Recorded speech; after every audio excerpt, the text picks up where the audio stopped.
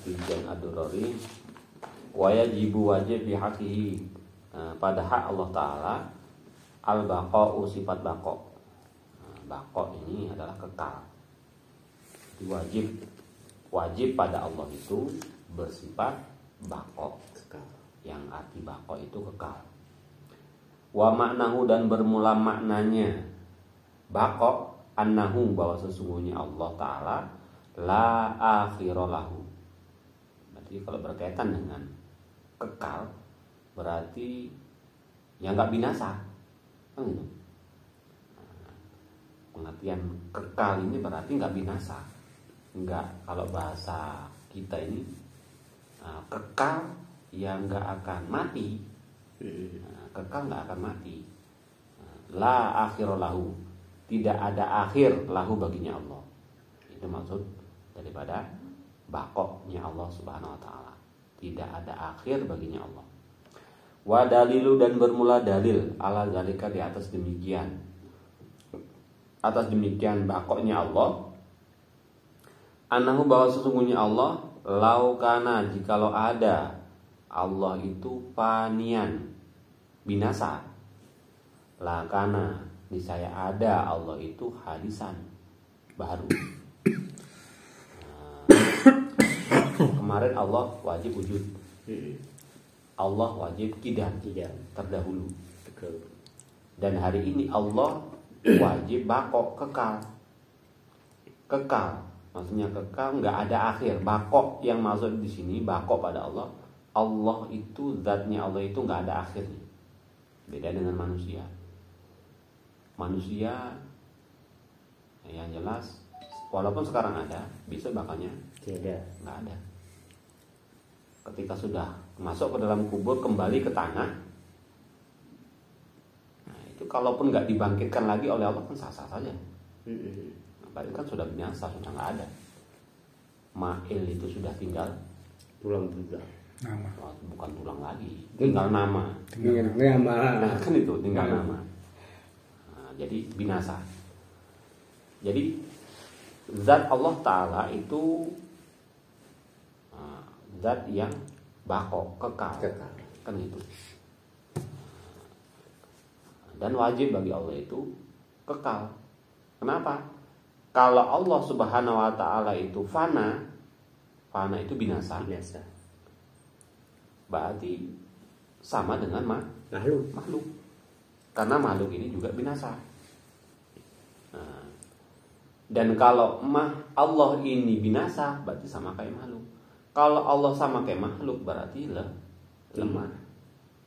Dan itu mustahil bagi Allah.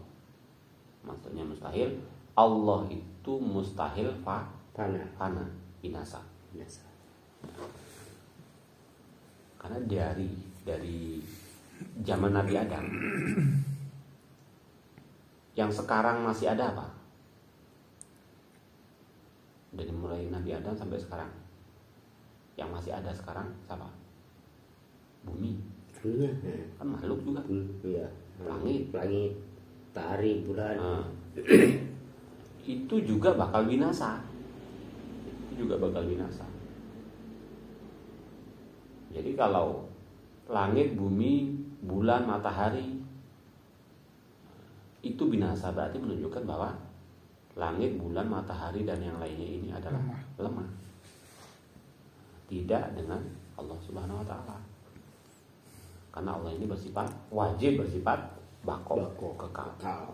Yang arti baqo' adalah la akhira lahu, yang tidak ada akhir baginya Allah Ta'ala. Dan makna sifat baqo', setiap sifat Allah, sifat-sifatnya Allah Subhanahu wa taala mempunyai makna. Apa makna dari sifat baqo'? Jawabnya, wujudnya Allah Subhanahu wa taala tidak ada akhirnya. Itu maknanya. Jadi maksud baqo' yaitu wujudnya Allah itu nggak ada akhir. Wujudnya Pak Mail itu ada akhirnya. Kan gitu. Setelah dia binasa, meninggal, hilang,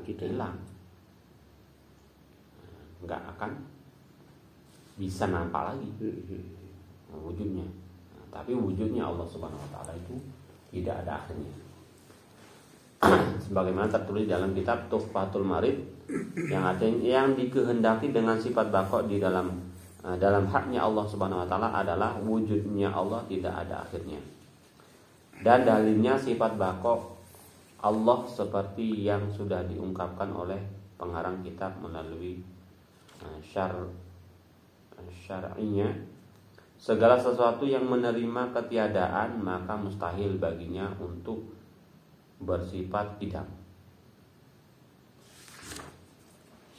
Nah, di dalam kitab Ummul Barahain juga disampaikan baqo atau makna baqo ini adalah kalau dalam bahasa bahasa dunianya itu abadi. Abadi. Jadi yang wajib bersifat baqo atau abadi hanya Allah Subhanahu wa taala. Yaitu merupakan ungkapan dari menafikan ketiadaan yang terjadi setelah wujud. Bila mau Anda dapat mengatakan baqo merupakan ungkapan dari tidak adanya batas akhir bagi wujudnya Allah. Jadi baqo ini berarti bentuk nggak ada batasan akhirnya. Itulah baqo.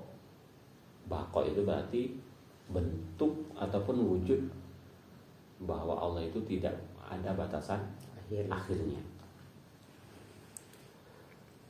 Sebagian imam mengatakan bahwa makna baqo bagi Allah Ta'ala adalah terus menerusnya wujud Allah pada masa mendatang tanpa batas. Sebagaimana makna qidam bagi Allah Ta'ala adalah terus menerusnya wujud Allah pada masa lalu tanpa batas awal.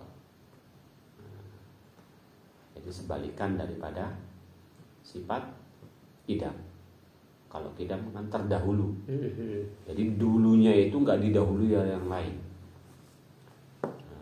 Kekalnya, baqonya itu nggak ada akhirnya, nggak ada batasan. Allah bersifat baqo. Sifat yang ketiga dari sifat wajibnya Allah Subhanahu wa taala adalah baqo. Kenapa Allah itu harus bersifat baqo, kekal? Jawabnya, karena kalau tidak wajib bersifat baqo, maka akan meniadakan sifat qidam terdahulu. Kalau dibilang kemarin kita sudah yakin, sudah mengimani, sudah meyakini bahwa Allah itu bersifat qidam terdahulu, yang dulunya itu nggak didahului oleh yang lain. Kalau kita bilang Allah ini nggak baqo, berarti batal kata qidam. Nah, sebagaimana tertulis dalam kitab Darul Farid di Aqaidul Ahli Tauhid, yang artinya kesimpulan dalilnya adalah jika tidak wajib bagi Allah Subhanahu wa taala bersifat baqo, kekal, maksudnya Allah Subhanahu wa taala akan tiada, maka akan meniadakan sifat qidam terdahulunya. Jadi kalau kita bilang nggak baqo berarti ya nggak qidam. Sedangkan kita sudah meyakini bahwa Allah qidam. Maka ketika Allah qidam, maka juga Allah wajib baqo. Tidak sah tiadanya sifat qidamnya Allah SWT karena adanya dalil yang sudah dijelaskan pada bab sebelumnya. Maka tetaplah sifat baqo bagi Allah. Dan ketika sifat baqo sudah tetap, maka mustahil bagi Allah akan rusak atau sirna. Rusak ini merupakan kebalikan dari sifat baqo atau fana. Jadi Allah mustahil bersifat fana. Dalil sifat baqo bagi Al-Quran dan hadis. Ini dalil dalam Al-Qurannya apa? Apa dalilnya sifat baqo kekal dari Al-Quran dan hadis? Jawab, dalil sifat baqo dari Al-Quran adalah firman Allah Subhanahu wa taala, wa yabqa wajhu rabbika dzul jalali wal ikram. Ini dalam Al-Quran, dalam surat Ar-Rahman ayat 27. Sedangkan dari hadis sabda baginda Nabi Muhammad SAW, Allahumma antal awalu walaysa qablaka syai'un. Kata Nabi, Allahumma antal awalu walaysa qablaka syai'un. yang artinya itu Allahumma ya Allah, engkaulah zat yang awal. Falaisa qablaka, maka tidak ada sebelum engkau akan sesuatu. Jadi kalau awalnya saja sudah tidak ada sesuatu yang lain, maka akhirnya juga tidak ada kesudahannya. Dan di dalam kitab Tahdhibul Syarah Sanusiyah Ummul Barahin, yang artinya dalilnya Allah Subhanahu wa taala bersifat baqo adalah firman Allah Subhanahu wa taala, dan tetaplah zatnya Tuhanmu. Nah, itu yang kami bincangkan tadi, wa yabqa wajhu rabbika, dan tetaplah zatnya Tuhanmu. Maksud lafaz wajhun di situ bermakna zat, bukan wajah.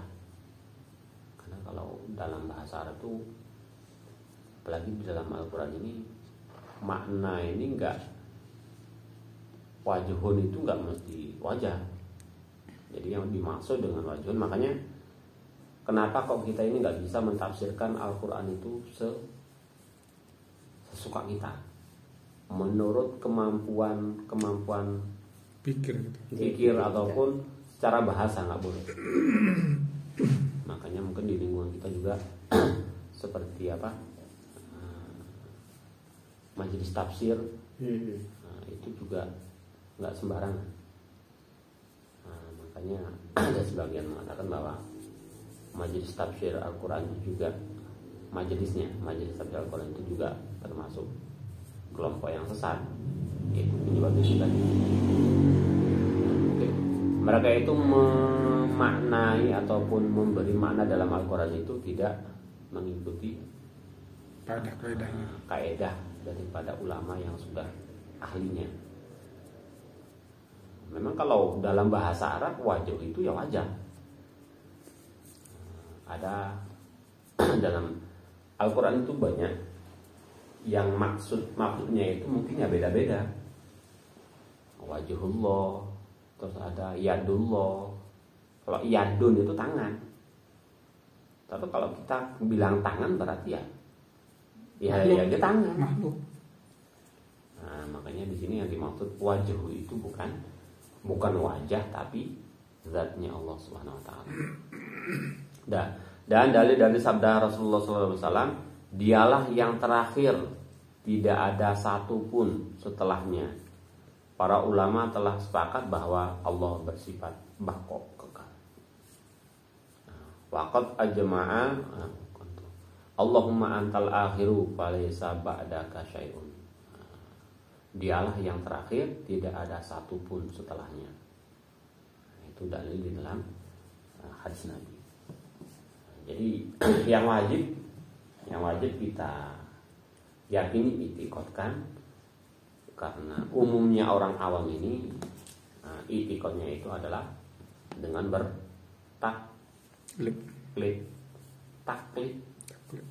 taklid itu ngikut.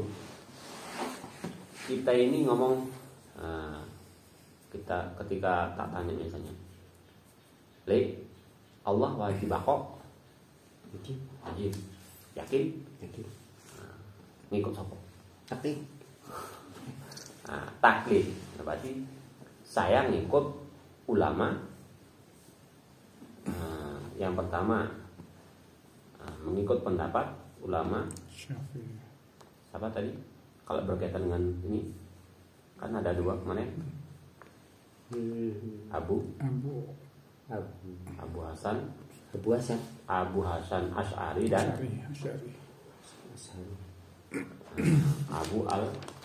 bukan Abu Hasan al Asy'ari, Abu Asy'ari dan Abu Hasan al Maturidi. Kan kemarin ada dua. Jadi taklid kita itu ngikut kepada dua imam itu. Yang pertama Abu Hasan Asy'ari, yang kedua Abu Mansur Al-Maturidi.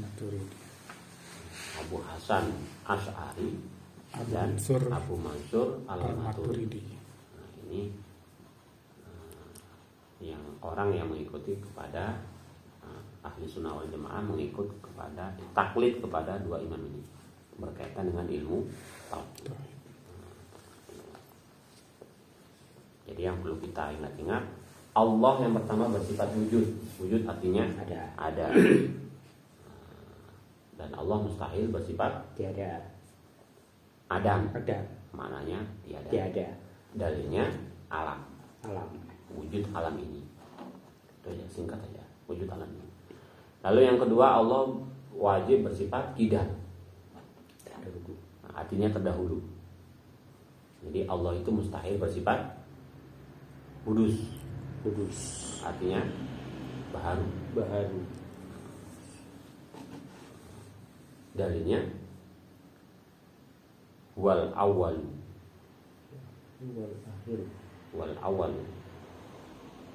Allah itu zat yang awal. Itu yang ketiga, Allah wajib bersifat baqo.